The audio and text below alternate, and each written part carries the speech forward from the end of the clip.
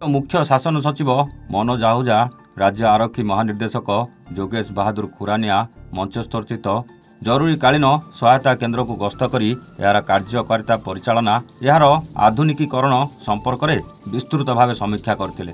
समस्या रे पड़िथिबा साधारण लोकंकु अल्प समय मध्य त्वरित सेवा जोगाई देबा उपरे मुख्य शासन सचिव श्री आहूजा गुरुत्वारोप करथिले।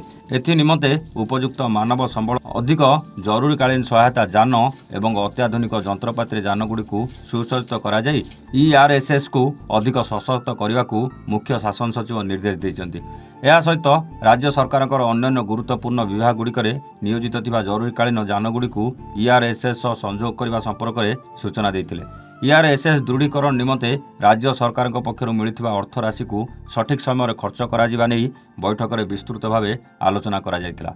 409टी जरूरीकालीन यान को भड़ा सूत्र आनी ईआरएसएस कार्य नियोजित करने को निर्देश देइछन्ति। Mobile data terminal, smartphone, GPS भली अत्याधुनिक जंत्रपाति को जरूरीकालीन यान में लगाई ईआरएसएस व्यवस्था को सशक्त करने पर गुरुत्वारोप करथिले। ईआरएसएस रे नियुक्ति प्रक्रिया त्वरान्वित करने नहीं समीक्षा करथिले।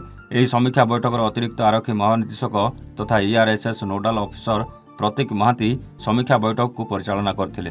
एही बैठक में स्वास्थ्य, अग्निशम, महिला और शिशु कल्याण विभाग, जंगल और परिवेश, ओकाक, ओस्डामा आदि विभागर वरिष्ठ पदाधिकारी उपस्थित थिले। ब्यूरो इनपुट सह अक्षय कुमार नंदक रिपोर्ट, एवान ओडिशा।